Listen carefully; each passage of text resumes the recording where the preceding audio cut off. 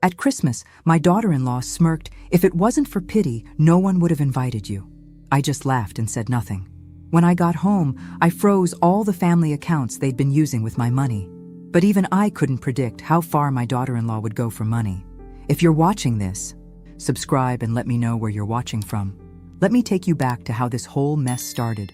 I'm Margaret, and at 64, I thought I'd earned the right to enjoy my golden years. My husband Robert died 2 years ago, leaving me comfortably well off, but devastatingly lonely. When my son David and his wife Jessica started struggling financially, helping them felt natural. After all, what's money for if not to help family? For 2 years, I'd been quietly paying their mortgage, car payments, and credit card bills. Not because I had to, but because I wanted David to feel successful. Jessica never worked, claiming she was finding herself through yoga and wellness retreats that somehow cost thousands. But I bit my tongue. Happy wife, happy life, right? Christmas Day arrived with the usual fanfare at David's house. Jessica had outdone herself with decorations, all purchased with my money, though she'd never acknowledged that. The whole extended family was there. Aunts, uncles, cousins, all gathered around the massive dining table I'd helped buy. Everything seemed perfect until Jessica stood up for her toast. She raised her wine glass, that calculated smile spreading across her face. "I want to thank everyone for being here today. Family is so important, especially for those who have nowhere else to go." Her eyes locked on mine. "We're just so blessed to be able to open our hearts and home to those in need. Margaret, we know how lonely you've been since Robert passed, and honestly, if it wasn't for pity, no one would have invited you anywhere for the holidays." The room went dead silent. I could feel every pair of eyes on me, watching for my reaction. David looked mortified, but said nothing. Nothing. My own son sat there like a statue while his wife publicly humiliated me. I smiled sweetly and raised my water glass. "How thoughtful of you, Jessica. I'm truly grateful for your honesty." Inside, I was calculating exactly which accounts needed to be frozen first. The rest of dinner passed in a blur. Jessica continued playing the gracious hostess while I mentally cataloged every payment I'd made on their behalf. The house they were so proud of, my down payment, the cars in their driveway, my monthly payments, her yoga classes and spa treatments, my generosity. When I got home that evening, I sat at my kitchen table with my laptop and started making calls. First, I contacted my bank and froze the automatic transfers to David's mortgage company. Then I called the credit card companies and removed myself as the guarantor on their accounts. By the time I finished, it was nearly midnight. I poured myself a glass of wine and sat back, feeling oddly calm. Jessica wanted honesty? She was about to get more than she bargained for. My phone started ringing at 8 the next morning. "Mom, what the hell did you do?" David's voice crackled through the phone, panic making him sound like a teenager again. I sipped my coffee slowly, watching the snow fall outside my kitchen window. "Good morning to you too, sweetheart. How was your Boxing Day?" "Don't play games with me. The mortgage payment bounced. The bank called at 7 this morning. Jessica is having a complete meltdown." I almost smiled at that image. "I canceled the automatic transfer, David. Seemed like the responsible thing to do after yesterday's dinner conversation." "You can't be serious. You're going to destroy our credit over something Jessica said?" "Something she said. Like it was a minor comment about the weather instead of a calculated public humiliation." "David, do you remember what your wife said about me yesterday?" Silence stretched between us. Of course he remembered. He was just hoping I'd pretend it never happened, like I always did. She was just trying to be funny. "Mom, you know how Jessica is?" Yes, I knew exactly how Jessica was. Manipulative, entitled, and apparently stupid enough to bite the hand that fed her. Funny. That's an interesting way to describe it. "Look, can we talk about this in person? Come over for lunch today. Jessica wants to apologize." I laughed. Actually laughed. "No, I don't think so, but tell Jessica I appreciate the thought." After hanging up, I decided to do a little research. Jessica had always been vague about her background, claiming she came from a complicated family situation. David, ever the white knight, had never pressed for details. But I had resources now, and more importantly, I had motivation. A private investigator I'd found online quoted $800 for a comprehensive background check within 72 hours. I sent the payment immediately, knowing I needed professional-grade information, not just internet searches. While I waited, I started going through 2 years of financial records. The numbers were staggering. I'd spent over $180,000 supporting David and Jessica's lifestyle. House payments, cars, credit cards, her endless wellness treatments, his golf club membership. I'd been funding their entire existence while Jessica treated me like a charity case. The private investigator called 3 days later. "Mrs. Thompson, I have that information you requested about Jessica Marie Coleman. You might want to sit down for this. What did you find?" Jessica Coleman has had 3 previous marriages, not one as she claimed. 2 ended in divorce under suspicious financial circumstances. The 3rd husband died in what appeared to be an accident, though there were some irregularities. My blood ran cold. What kind of irregularities? Jake Morrison died in a hiking accident 18 months after their marriage. There was a substantial life insurance policy, $400,000, that had been increased significantly just months before his death. The insurance company investigated, but found no grounds to deny the claim. I gripped the phone tighter. What else? She has 2 children from her first marriage, boys now ages 12 and 14. She abandoned them when they were 7 and 9, about 5 years ago. She owes approximately $28,000 in back child support. Children. Jessica had children she'd abandoned, and David knew nothing about it. My son, who desperately wanted kids, was married to a woman who'd walked away from her own. That evening, David showed up at my door, unannounced. He looked terrible, exhausted and stressed. Part of me wanted to mother him, to fix everything like I always had. But the larger part, the part that remembered Jessica's smirk, held firm. "We need to talk. Mom." Then talk. He slumped onto my couch like the weight of the world was on his shoulders. The mortgage company called again. "We've got 30 days to bring the account current or they'll start foreclosure proceedings." That sounds serious. "Don't do this. Don't play games. You know we can't afford the house without your help. Then maybe you should downsize. There are lovely apartments on the other side of town." His face went white. "You want us to lose our home because of a stupid comment?" I sat across from him, studying the son I'd raised to be better than this. "David, do you think what Jessica said was appropriate?" He shifted uncomfortably. "No. But, no buts. Do you think I deserve to be humiliated in front of our entire family?" "Of course not. But Jessica's been stressed lately. Money troubles. You know how it is." Money troubles I'd been solving for 2 years without a word of gratitude. "Tell me about Jessica's previous marriages." "David." The color drained from his face completely. "What previous marriages?" "She's been married 3 times before you, David. Not once." He stared at me like I'd grown a second head. "That's impossible. She showed me her divorce papers from college. Those were from her first marriage. There were 2 more after that." I could see the questions forming in his eyes, but he wasn't ready to hear the answers yet. "This is crazy, Mom. You're investigating my wife like she's some kind of criminal. Tell me about her children." "What children?" "Jessica can't have children. She had complications from endometriosis in her 20s. Poor David. Still believing his wife's lies, even when the truth was staring him in the face. But I could see cracks forming in his certainty. "David, I need you to come back tomorrow.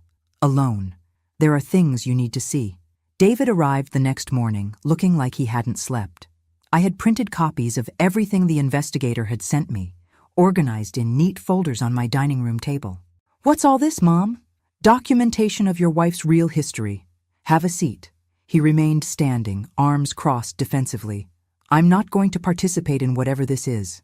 "Then you can leave, but you'll never get another dollar from me, and Jessica will find someone new to fund her lifestyle within 6 months. That got his attention. He sat down reluctantly, eyeing the documents suspiciously. I started with the marriage certificates and divorce papers. Jessica Marie Coleman, married at 19 to Brad Williams, divorced 2 years later when she was caught transferring money from his accounts to her own. David picked up the papers with shaking hands, his face growing paler as he read. "This doesn't prove anything. Lots of people have messy divorces. Keep reading. Marriage number 2 to Marcus Hayes ended when Marcus died in a single car accident after 8 months of marriage. $200,000 life insurance payout." "Car accidents happen, Mom." "They do. But they seem to happen frequently to Jessica's husbands." Marriage number 3, Jake Morrison. Hiking accident, $400,000 insurance payout. David was quiet for a long time, studying the paperwork. When he looked up, his face had changed. You're saying Jessica killed these men? I'm not saying anything. I'm showing you facts and letting you draw your own conclusions. He pushed back from the table, running his hands through his hair. This is insane. Jessica isn't a killer. She cries during movies about animals. David, there's more. I slid the child support documents across the table. Tyler and Mason Coleman, now 12 and 14. She hasn't paid support in 5 years. She told me she couldn't have children. She lied about that too, just like she lied about everything else. David was crying now, quiet tears that broke my heart. This was my baby boy, and I was destroying his world. But better he face the truth now than end up dead in a year. I need to think about this, he said finally. David, whatever you decide, don't let Jessica know that you know. Not yet. You think she'd hurt me? I thought about the pattern of dead husbands, the life insurance policies, the systematic lies. I think Jessica is capable of more than either of us imagined. After David left, I felt hollow but determined. I'd planted the seeds of doubt. Now I had to wait and see if they'd grow into the truth strong enough to save my son's life. My phone rang that afternoon. Unknown number. Mrs. Thompson. This is Tyler Coleman. My heart stopped. Tyler? How did you get my phone number? My dad hired a private investigator to find our mom. We know she married your son. I called your son's house, and a neighbor gave me your number. Tyler sounded older than his 12 years, too familiar with adult problems. Tyler, you shouldn't be calling me directly. This is complicated. Mrs. Thompson, my mom is dangerous. She hurt people, including us. Are you going to help her hurt your son too? What do you mean she hurt you? She used to hit us when she got angry about money, and she made us lie to people about who we were. But mostly she scared us. Dad says she owes us money, but we just want her to stay away from us. After we hung up, I sat in my kitchen staring at the phone. Jessica had not only abandoned her children, but abused them. Now she was targeting my son with the same calculating cruelty. I called David immediately. I need you to come over tonight. There's someone you need to hear from. Mom, I can't handle any more revelations today. This isn't a revelation, David. It's a warning. That evening, with David sitting beside me, I called Tyler back and put him on speakerphone. Tyler's young voice filled my living room as he told his story with heartbreaking, matter-of-fact tone. She left us when I was 7 and Mason was 5. Just packed up one day and said she was going on a trip. Dad got a divorce paper in the mail 2 months later. She never came back. David's face went white as Tyler continued. Dad showed us newspaper stories about Jake, the man she married after she left us. He died on a hiking trip, but Dad says the insurance company asked a lot of questions. Tyler, David said carefully, do you remember Jake? Yeah, he was nice to us for a while. Mom said we were going to be a family, but then she started getting angry with him about money, just like she used to with Dad. After the call ended, David and I sat in silence for several minutes. She was married to Jake while she was still technically married to their father, I said finally. The timeline doesn't work otherwise. David nodded slowly, the pieces finally clicking into place in his mind. Mom, what if she's planning to do the same thing to me? That's what I'm afraid of. What do? We get professional help. Tomorrow morning, we're calling the FBI. The FBI took our concerns more seriously than I'd expected. Agent Rebecca Stone, a sharp-eyed woman in her 40s, arrived at my house the next morning with Detective Sarah Martinez from the local police. Mrs. Thompson, the information you've compiled is quite extensive.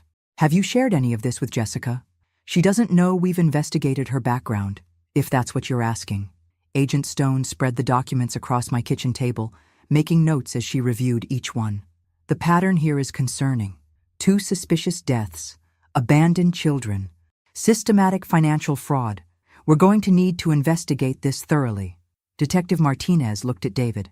Mr. Thompson, we need to ask you about your marriage. Has Jessica pressured you to increase any life insurance policies? David went pale. Last month she suggested I increase my policy to $500,000. For our future children, she said. Agent Stone and Detective Martinez exchanged glances. Mr. Thompson, we strongly recommend you don't make any changes to your insurance or financial arrangements until we complete our investigation. How long will that take? a few weeks for the initial investigation. But Mr. Thompson, during that time, you need to be very careful. Don't let Jessica know you suspect anything. Continue your normal routines, but stay alert to any changes in her behavior. After the agents left, David and I sat in my kitchen, both overwhelmed by the reality of what we were facing. Mom, I feel like such an idiot. How did I miss all the signs? Because you're a good person who assumes others are good too. Jessica is skilled at manipulation. She's probably done this before. What if you're wrong? What if there's an explanation for all of this? I understood his need to hope, but the evidence was overwhelming. David, even if half of what we've discovered is true, Jessica has lied to you about fundamental things. Her children, her past marriages, her ability to have children. That alone tells us who she really is. Over the next 2 weeks, we tried to maintain normal family interactions while Agent Stone's team investigated Jessica's background. It was the most stressful period of my life, watching my son pretend everything was fine while knowing his wife might be planning to kill him. Agent Stone called on a Thursday evening with preliminary results. Mrs. Thompson, we've confirmed most of your investigators' findings. Jessica Coleman has indeed been married multiple times, and there are significant questions about the circumstances of Jake Morrison's death. What kind of questions? The hiking area where Jake died had several witnesses that day who saw Jessica and Jake arguing about money. Jake was an experienced hiker, but he apparently fell from an area with stable footing. The medical examiner noted some inconsistencies, but couldn't definitively rule it homicide. My blood ran cold. What about the insurance investigation? The insurance company suspected fraud but couldn't prove it. However, they did note that Jessica had increased Jake's policy by $200,000 just 3 months before his death, claiming they were planning to start a family. The pattern was becoming clear. Jessica married men, isolated them from their support systems, increased their life insurance, then eliminated them when they became suspicious or troublesome. Agent Stone, is my son in immediate danger? We believe so. Mrs. Thompson, we need to move quickly. We're going to arrange for Jessica's arrest, but we need David's cooperation to make the charges stick. That night, Agent Stone met with David and me to plan Jessica's arrest. The strategy was complex. David would wear a wire during a conversation designed to get Jessica to reveal information about her past or her plans. This is dangerous, Agent Stone warned. If Jessica suspects David knows the truth, she might act immediately. David's voice was steady when he answered. I won't let her hurt anyone else. If she killed Jake and abandoned her own children, she needs to be stopped. The next evening, David came home with flowers and wine, playing the role of the devoted husband. Agent Stone and her team were positioned around the house, listening to every word through David's concealed microphone. Jessica, we need to talk about our future, David said, pouring wine for both of them. What about our future, honey? I've been thinking about life insurance, estate planning, all that responsible husband stuff. I was listening from the surveillance van, my heart pounding as David carefully guided the conversation toward the topics we needed Jessica to address. That's wonderful, David. I've been thinking about that too, especially after what happened to poor Jake. David kept his voice casual. Jake? You've never mentioned anyone named Jake. There was a pause, then Jessica's laugh, too bright and forced. Did I say Jake? I meant my friend's ex-husband. Such a sad story. But the slip was enough, combined with the evidence we'd gathered and the testimony from Jessica's abandoned children. Agent Stone had enough to make an arrest. The following morning, as Jessica returned from her yoga class, Agent Stone and Detective Martinez were waiting in my driveway. Jessica Coleman, you're under arrest for insurance fraud and suspicion of murder. Jessica's arrest made the local news within hours.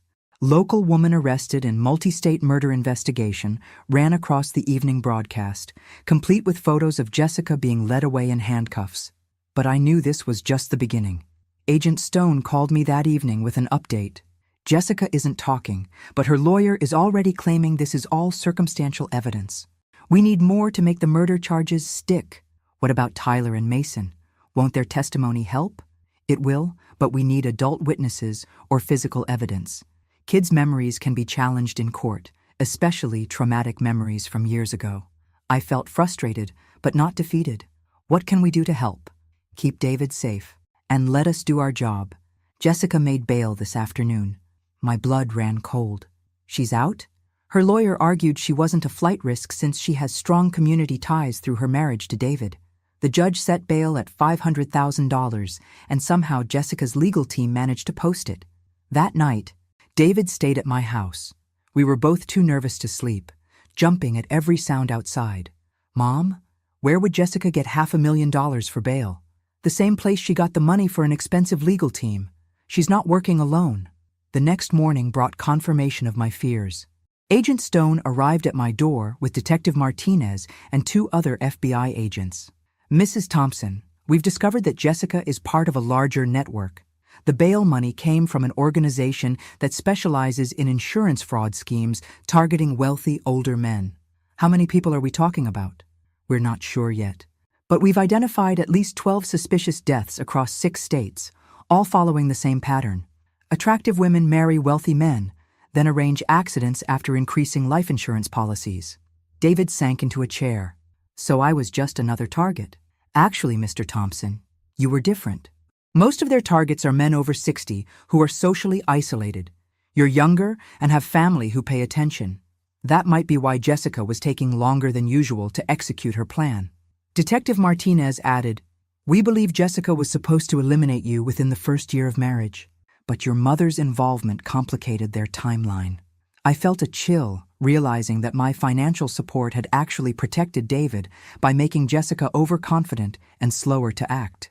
Agent Stone continued, "The problem is, now that Jessica knows we're investigating, she's become desperate. Desperate people make dangerous choices." As if summoned by our conversation, my phone rang. Jessica's name appeared on the caller ID. "Don't answer it," Agent Stone said immediately. "Let it go to voicemail." We waited in tense silence as my answering machine picked up. "Margaret, you meddling old witch. You think you're so clever, don't you? You've destroyed everything I worked for." Jessica's voice was different from any tone I'd heard before, cold and venomous. "But here's the thing about destroying someone's life, Margaret. It gives them nothing left to lose. And when someone has nothing left to lose, they become very, very dangerous." The message ended with a click that seemed to echo through my kitchen. Agent Stone was already on her radio, coordinating with other units. "We need immediate protection for both Mrs. Thompson and her son. Jessica Coleman is now considered extremely dangerous." "What does that mean for us?" David asked. "It means you're going into protective custody until we can locate Jessica and determine the scope of this network." By that afternoon, David and I were installed in a safe house outside the city, surrounded by federal agents and cut off from our normal lives. It was surreal, like living inside a crime movie. Agent Stone visited us that evening with updates. "We've coordinated with authorities in Nevada, and Tyler and Mason Coleman are also in protective custody." Jessica's ex-husband confirmed that she had been in contact with unknown associates before her arrest. "How long will we have to stay here?" I asked. "Until we can neutralize the threat. Mrs. Thompson, this network has significant resources. They've been operating for years without detection, which suggests they have connections in law enforcement, financial institutions, possibly even government agencies." That night, lying in an unfamiliar bed in an unfamiliar room, I reflected on how dramatically my life had changed. 6 months ago, I was a lonely widow being used for my money. Now I was a target of an international criminal conspiracy. But I wasn't scared anymore. I was angry. Jessica had underestimated me from the beginning, assuming I was just another pathetic old woman who could be manipulated and discarded.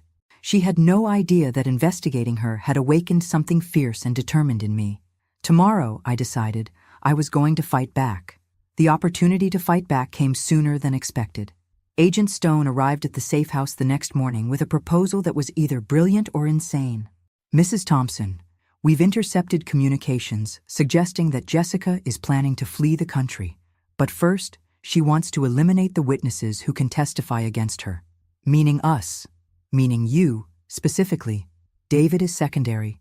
You're the one who uncovered the network, gathered the evidence, convinced David to cooperate.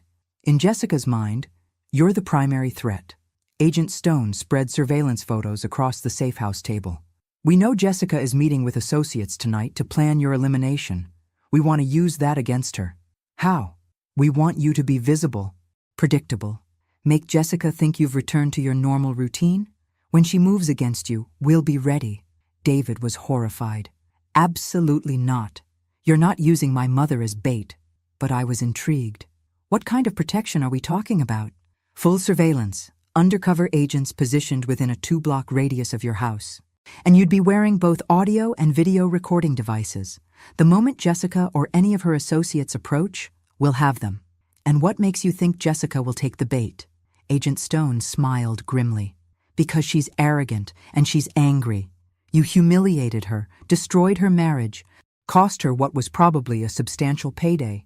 She won't be able to resist the opportunity to confront you directly. I thought about Tyler and Mason, living in fear because their mother was a killer. I thought about the 12 dead men Agent Stone had mentioned, and all the future victims who would die if this network wasn't stopped. I'll do it. The next evening, I was back in my own house for the first time in a week. Every room had been wired with cameras and microphones so sophisticated they were virtually invisible. Agent Stone's team was positioned in houses and vehicles throughout my neighborhood, all connected by radio communication. I resumed my normal routine carefully. Grocery shopping on Tuesday, library volunteer work on Wednesday, all while knowing that Jessica was watching, planning, waiting for the right moment to strike. The waiting was nerve-wracking, but I felt strangely calm. For the first time in months, I was in control of the situation instead of reacting to Jessica's manipulations.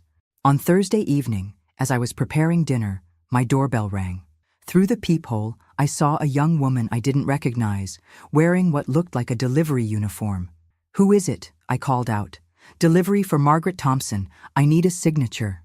My pulse quickened, but I kept my voice steady. "Just leave it on the porch, please." "I need a signature, ma'am. Company policy."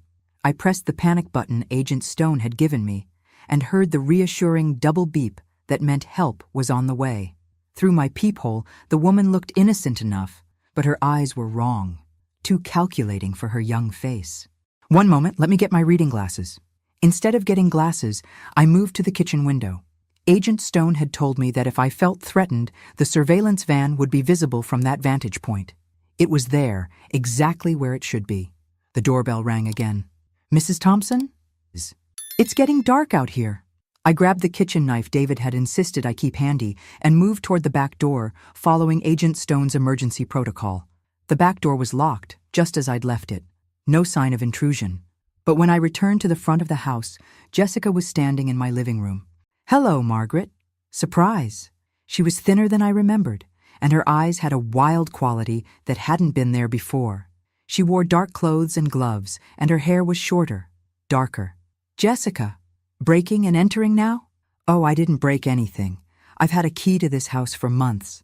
David gave it to me for emergencies." Of course, I'd forgotten about that key, given during the early days when we all pretended to be a happy family. "Where's your delivery girl?" Jessica smiled, but it was cold and threatening. "Rebecca is keeping your FBI friends busy with a very convincing gas leak 2 blocks away. We have maybe 20 minutes before they realize it's a diversion." 20 minutes for what? "To finish what I started. You destroyed my life, Margaret. My marriage, my future, my freedom. It's only fair that I return the favor." Jessica pulled a gun from her jacket, something small and efficient looking. "But first, I want you to know how this story ends." She walked around my living room, touching my belongings like she was appraising them. "You're going to have a tragic accident, Margaret. A fall down your basement stairs, probably caused by your age and poor balance. So sad. David will be devastated, but I'll be there to comfort him. You think David will take you back after you're arrested for murder?" "I was never arrested for murder. Insurance fraud, yes, but that's just a financial misunderstanding. My lawyer is very good." Jessica was confident, controlled, exactly like the woman who'd manipulated my son for 2 years. But I wasn't the same woman who'd been humiliated at Christmas dinner. "Jessica, there's something you should know about this whole situation." "What's that?" "You're not nearly as smart as you think you are." I smiled and pointed to the small camera mounted in the corner of my living room, its red recording light clearly visible. "Everything you've said since you walked in here has been recorded and transmitted to FBI headquarters in real time." Jessica's confident smile faltered as she noticed similar recording devices throughout the room. "I've had a very educational few months, Jessica. Turns out I'm quite good at investigation and preparation." As if on cue, My front door burst open, and Agent Stone entered with tactical officers, weapons drawn. FBI, drop the weapon. Jessica spun toward the door, and in that moment of distraction, I dove behind my couch as she fired wildly. The sound was deafening in my small living room.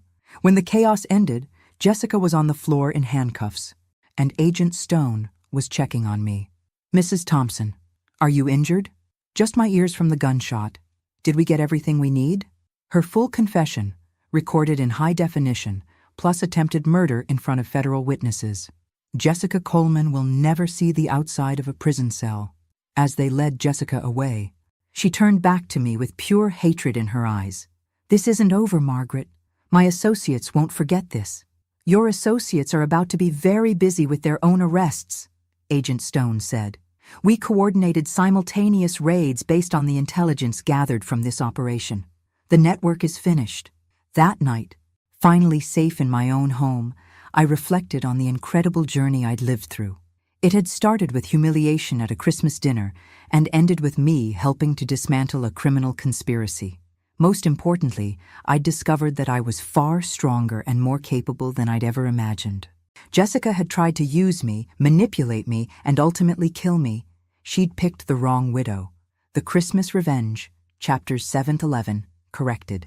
6 months after Jessica's arrest, I thought the nightmare was over. I was wrong.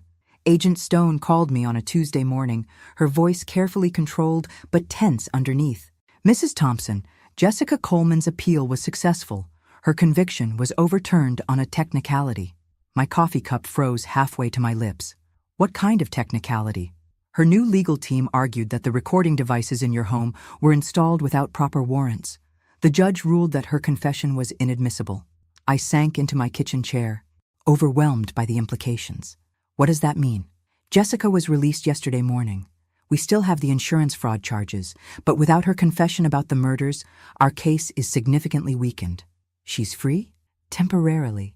But Mrs. Thompson, there's something else.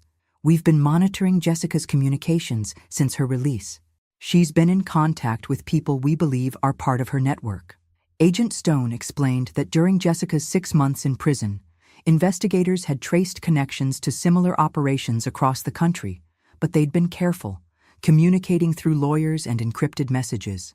The network is still active, and now they know we're watching them. That makes them more dangerous, not less. What kind of danger are we talking about? Jessica blames you for everything that happened to her.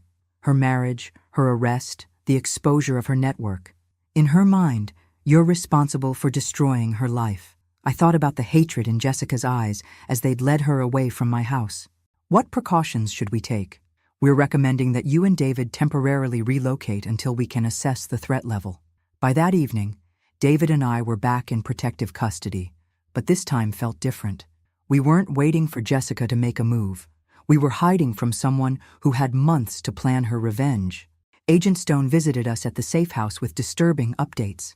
We've intercepted fragments of communications suggesting Jessica's network has resources we didn't fully understand.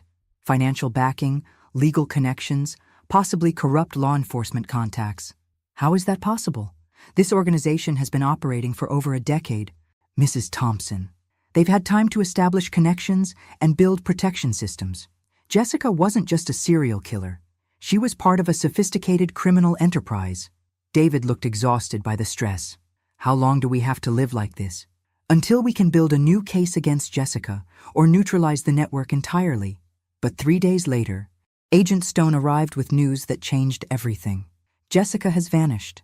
She missed her check-in with parole yesterday, and when officers went to her registered address, the apartment was empty. Where could she go? With her network's resources, anywhere. But Mrs. Thompson, we don't think she's running. The intelligence we've gathered suggests she's planning something final. Agent Stone spread surveillance photos across the safe house table. These were taken yesterday at a restaurant 200 miles from here. Jessica meeting with 3 people we've identified as high-level network operatives. In the photos, Jessica looked confident, relaxed, like someone who knew she held all the advantages. They're not planning to flee, I realized. They're planning to eliminate the threat. We believe so. Mrs. Thompson, you represent an existential danger to their entire operation. As long as you're alive to testify, They'll never be completely safe. So what do we do? Agent Stone leaned forward, her expression grave. We have two options. One, keep you in protective custody indefinitely, essentially putting you in witness protection for the rest of your life. And option two, we use you as bait to draw Jessica out. But this time, we do it right. No legal technicalities, no room for appeals. David immediately objected. Mom, no, we're not going through this again. But I was thinking about Tyler and Mason, still living with the fear that their mother might return. About the other victims Jessica's network would claim if they weren't stopped permanently. What would this operation look like? Agent Stone explained a complex plan involving multiple agencies, careful legal oversight, and layers of protection I couldn't see. The difference this time is that we know Jessica has help, and we're prepared for that. We've identified her network's resources and tactics. And if something goes wrong? Mrs. Thompson, I won't lie to you. This is dangerous, but it might be the only way to end this permanently. That night, David and I talked until dawn about the choice we were facing. Mom, you've already done enough. You don't owe the world anything more. I owe it to myself, David. 6 months ago, I discovered I was stronger than I ever imagined. I can't go back to being afraid. But what if I spend the rest of my life hiding from a woman who thinks I'm weak? What if she hurts other people while I'm hiding in protective custody? David was quiet for a long time, then nodded reluctantly. If you're determined to do this, then I want to be part of the plan. David? No. Mom, I'm not a child. Jessica manipulated me, but I learned from it. I want to help stop her. 3 days later, the plan was in motion. I returned to my house, which had been equipped with even more sophisticated surveillance equipment. But this time, the FBI was prepared for Jessica's network. Not just Jessica herself. David moved back to his own house, but both our homes were now protected by invisible layers of federal agents and technology. The waiting began again, but this time I felt different. Not like prey waiting to be hunted, but like someone setting a trap for a predator. Jessica took the bait faster than expected. The first sign that Jessica was moving came when David called me in a panic. Mom, Tyler Coleman contacted me. He says Jessica tried to call him. My blood went cold. Tyler was now 14, living with his father in Nevada under assumed names for protection. What did she want? She told Tyler she was coming to get him and Mason, that they were going to be a family again. I immediately called Agent Stone, who confirmed my worst fears. Mrs. Thompson, we lost surveillance on Jessica 2 days ago. Her network helped her disappear completely. What about the boys? They're in federal protection. But Jessica's call proves she has resources we haven't identified. Somehow she tracked them, despite their new identities. Agent Stone arrived at my house within an hour, bringing disturbing intelligence. Jessica isn't working alone anymore. We believe she's being directed by someone higher up in the network. Someone with access to federal databases and protection programs. Someone in law enforcement? Possibly. Mrs. Thompson, this network has tentacles we're still discovering. That evening, as I was preparing dinner, Tyler called me directly. Mrs. Thompson, I had to sneak away to call you. Mom contacted us yesterday. Tyler, you should be talking to the FBI, not me. I tried, but the agents here don't believe how dangerous she is. They think she's just a sad woman trying to reconnect with her kids. My heart sank. If federal protection wasn't taking Jessica seriously, Tyler and Mason were in real danger. What did she say to you? She wanted us to meet her somewhere. Said she had money for us, that she'd changed. But Mrs. Thompson, I remember what she was like before. She's not changed. Tyler, do not meet with her under any circumstances. I wasn't planning to, but Mrs. Thompson, there's something else. Mom knew things about where we're staying, details she shouldn't know. That confirmed Agent Stone's fears about network infiltration of federal systems. Tyler, I need you to do exactly what I'm about to tell you. I gave Tyler Agent Stone's direct number and a code word that would immediately escalate his protection level. After we hung up, I called Agent Stone with my concerns about the adequacy of the boys' protection. Within hours, Tyler and Mason were moved to a more secure location with agents who understood the threat level. But Jessica's attempt to contact her children told us something important. She was getting desperate, making moves that exposed her location and resources. This is good news, Agent Stone explained during our evening briefing. Desperate criminals make mistakes. What kind of mistakes? The call to Tyler was traced to a cell tower in Pennsylvania. We're coordinating with state and local authorities to sweep the area. But I had a feeling Jessica was smarter than that. Agent Stone, what if contacting Tyler wasn't a mistake? What if it was a distraction? What do you mean? Jessica knows you're monitoring communications with her children. She had to know that call would be traced. What if she's drawing resources away from the real target? Agent Stone's expression went grim. You think she's using her own children as a diversion while she moves against you? I think Jessica is exactly that calculating. As if summoned by our conversation, motion sensors around my house began alerting. Agent Stone was immediately on her radio, coordinating with the surveillance teams positioned throughout my neighborhood. Mrs. Thompson, someone is probing your security perimeter, multiple contacts, professionally coordinated. This wasn't Jessica acting alone anymore. This was a military-style operation. Agent Stone, how many people are we talking about? At least 6, possibly more. They're testing our response patterns, looking for weaknesses. Through my living room window, I could see unmarked cars moving into position on my street. The FBI was mobilizing impressive resources, but Jessica's network was clearly equally prepared. My phone rang. Jessica's name appeared on the caller ID. Agent Stone nodded for me to answer while her team activated recording equipment. Hello, Jessica. Margaret, darling. You're looking lovely this evening. I felt a chill realizing Jessica could see me. Where are you? Close enough to watch you pace around your living room like a caged animal. How does it feel, Margaret, to be the hunted instead of the hunter? It feels like you're about to make a very large mistake. Jessica laughed, but it sounded forced. The mistake was yours when you decided to destroy my life. I simply revealed what you really are. What I really am is someone who's tired of games. Margaret, you have exactly 1 hour to dismiss your FBI babysitters and meet me alone, or Tyler and Mason Coleman will have a very unpleasant reunion with their mother. The line went dead. Agent Stone was already coordinating with Nevada authorities, but we both knew Jessica's network might have moved the boys again. Mrs. Thompson, do not even consider meeting with Jessica alone. Of course not. But Agent Stone, what if this is our opportunity? What do you mean? Jessica just committed to a time and place. She's confident enough to give us an ultimatum, which means she thinks she has advantages we don't know about. That's exactly why it's too dangerous. Or it's exactly why we need to spring our trap now, before she disappears again. Agent Stone studied me for a long moment. Mrs. Thompson, what are you thinking? I'm thinking that Jessica has underestimated me before, and she's about to do it again. Agent Stone's team worked through the night to prepare for Jessica's ultimatum. By morning, my house and the surrounding area were a carefully orchestrated trap designed to capture not just Jessica, but her entire network. Mrs. Thompson, this is our one chance to end this permanently, Agent Stone explained, as technicians made final adjustments to surveillance equipment. If Jessica escapes this time, she'll disappear forever. I understood the stakes. What do you need me to do? Exactly what Jessica expects. Act frightened, desperate, like you're making a foolish choice to protect Tyler and Mason. At exactly 1 hour from Jessica's ultimatum, I walked out of my house and climbed into my car. To anyone watching, I was a terrified old woman giving in to a criminal's demands. In reality, I was wearing recording devices so sophisticated they were undetectable, surrounded by invisible federal protection, and driving a car equipped with tracking technology that could pinpoint my location anywhere in the country.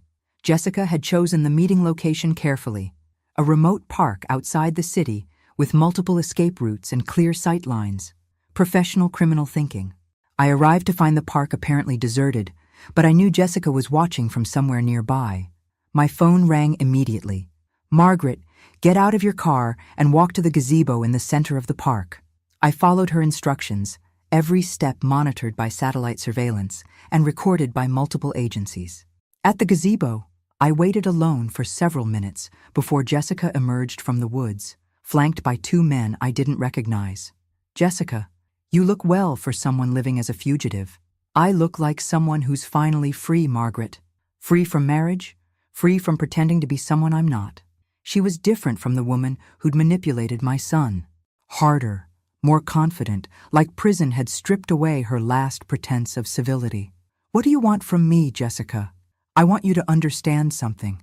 When you destroyed my marriage to David, you didn't just cost me a comfortable life. You cost me millions of dollars. Millions! One of the men stepped forward. Mrs. Thompson, allow me to explain. Jessica was part of a carefully planned operation targeting your son.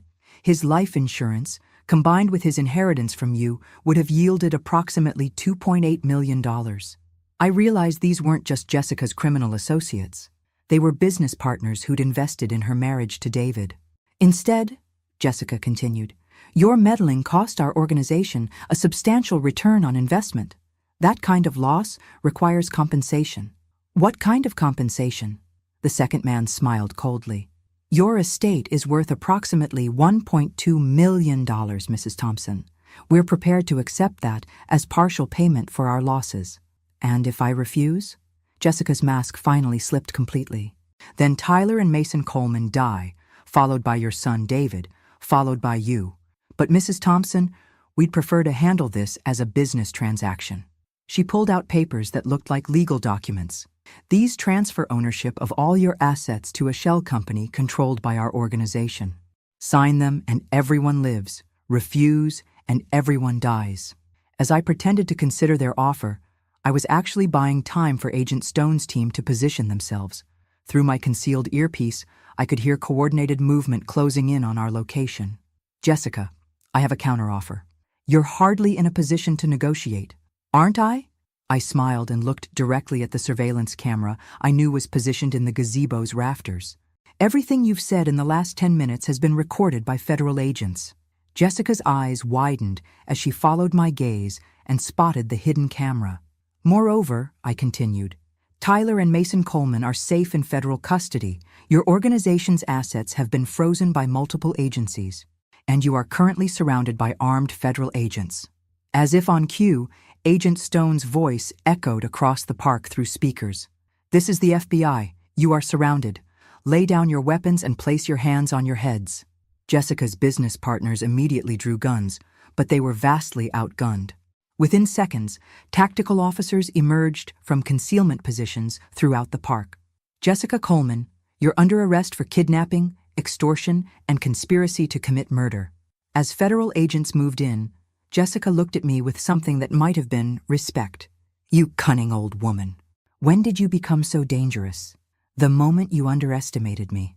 Jessica was led away in handcuffs, but this time there would be no legal technicalities, no overturned convictions. The evidence was overwhelming and properly obtained. Agent Stone joined me in the gazebo as the scene was secured. Mrs. Thompson, how did you know we had enough evidence for conspiracy charges? I didn't know. But Jessica's business partners provided the missing piece when they explained their financial motivation. That made this a federal racketeering case, not just attempted murder. You should consider a career with the Bureau. I laughed, feeling lighter than I had in months. Thank you.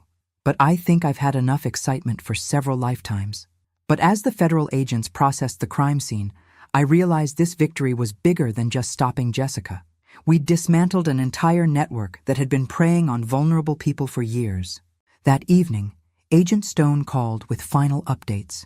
The two men with Jessica have provided information about the organization's structure in exchange for plea deals. We expect to make arrests in 12 states over the next week. What about Jessica? Life in prison, no possibility of parole. The conspiracy charges alone carry mandatory sentencing, and we have her confession on federal recording equipment. Tyler called me that night from his secure location. Mrs. Thompson, Agent Stone told us what happened. You stopped our mom permanently this time. We all stopped her, Tyler.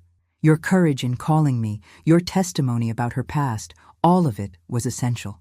What happens to us now? Now you get to live normal lives without being afraid.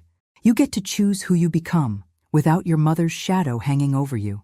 After we hung up, I sat in my living room reflecting on the incredible year I'd lived. It had started with humiliation at a Christmas dinner and ended with me helping to dismantle a criminal organization that had killed dozens of people. Most importantly, I discovered that I was far more resilient and capable than anyone had ever imagined, including myself. Jessica's greatest mistake wasn't underestimating my love for David or my determination to protect him. Her greatest mistake was assuming that quiet people are weak people. 6 months after Jessica's final arrest and conviction, I thought I could finally return to a normal life. But normal had changed for me in ways I was still discovering. The media attention had been overwhelming. Grandmother Brings Down Murder Network made national headlines, and suddenly, everyone wanted to interview the 65-year-old widow who'd exposed an international criminal conspiracy. I declined most interview requests, but I did agree to speak with a journalist from 60 Minutes.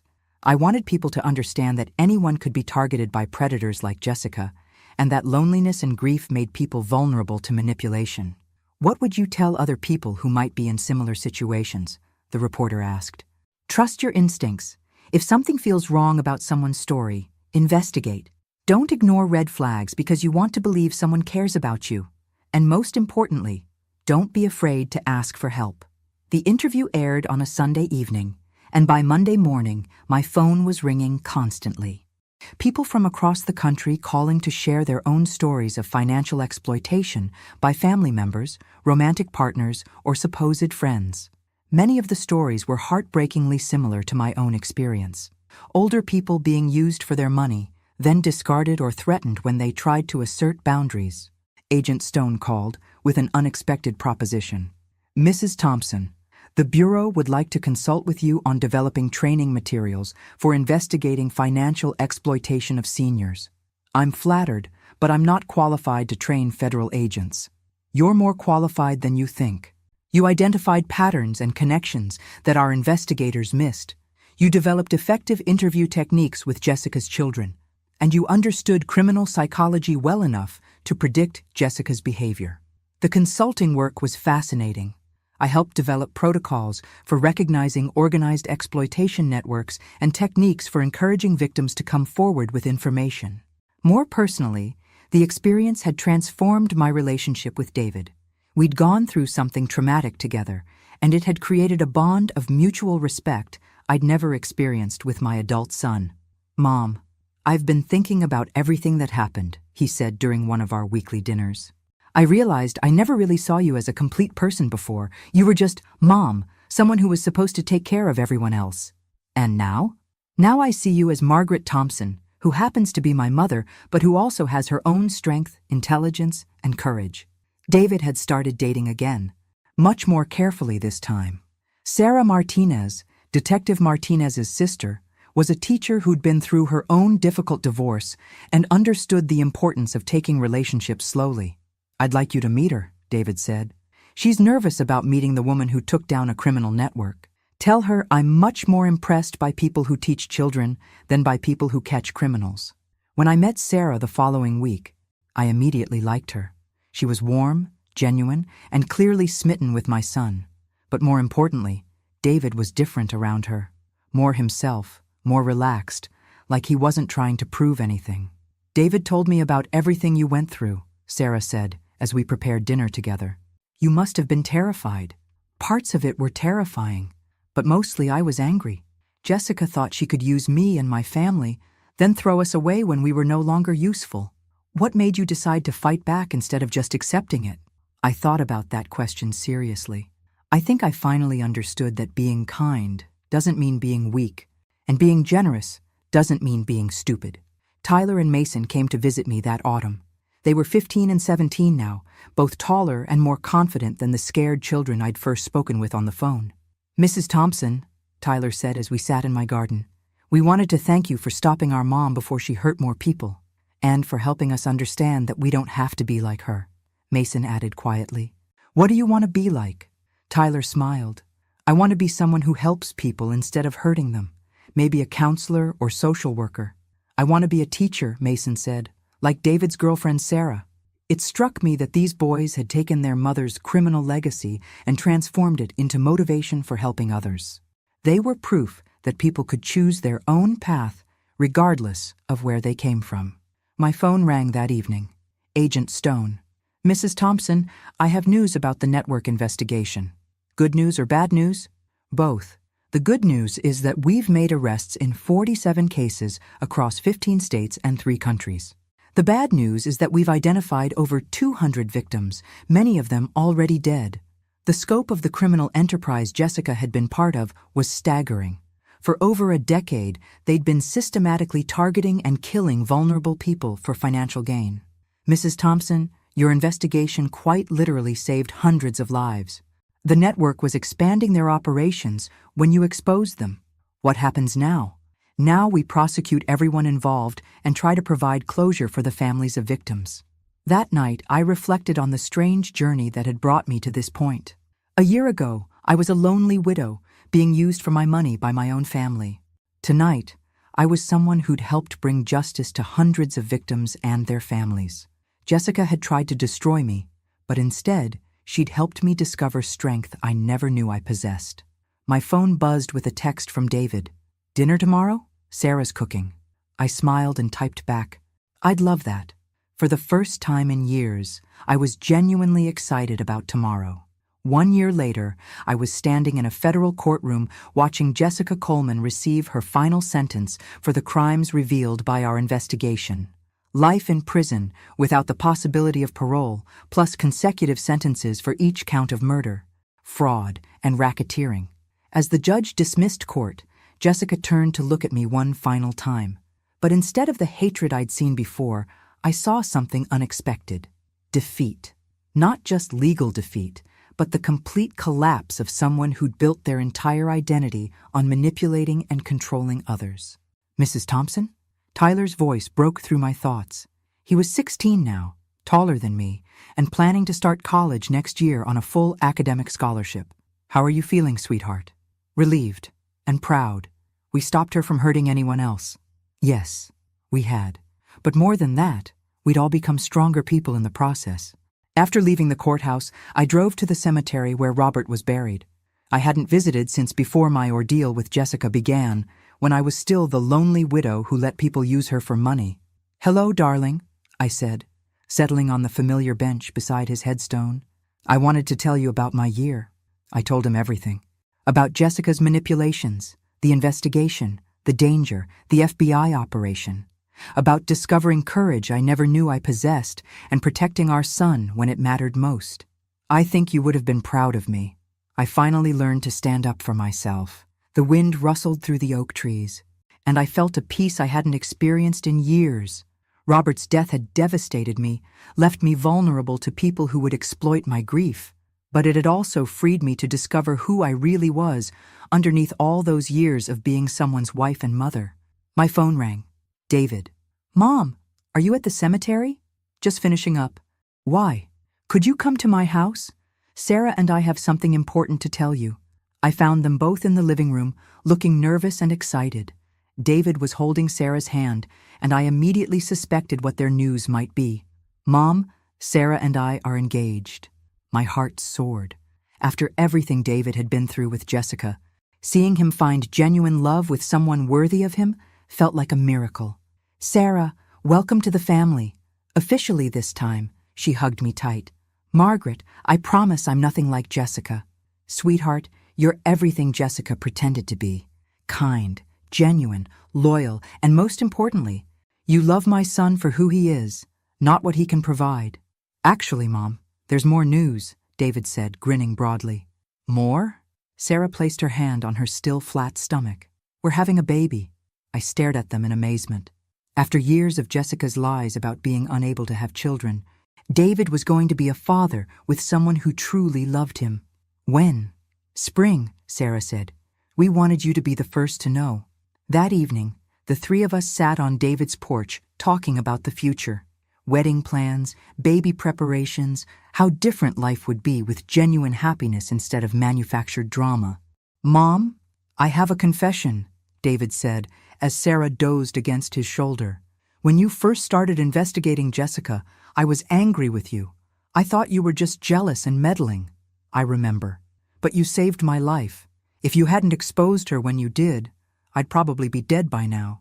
You saved your own life by being willing to listen to the truth, even when it was painful. What you did took incredible courage. Standing up to Jessica, working with the FBI, putting yourself in danger to stop her network." I looked at my son and his fiancée, thinking about the grandchild they were expecting, and felt a contentment deeper than anything I'd experienced since Robert's death.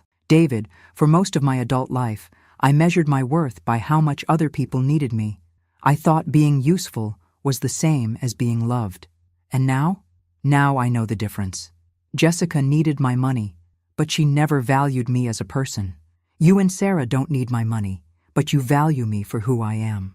6 months later, I was standing in my backyard wearing a mother-of-the-groom dress, watching David marry Sarah in a ceremony that was everything his first wedding wasn't. Genuine, joyful, surrounded by people who truly cared about them. Tyler and Mason were there, having become like honorary grandsons to me over the past year. Agent Stone came with her family, having become an unexpected friend through our shared experience.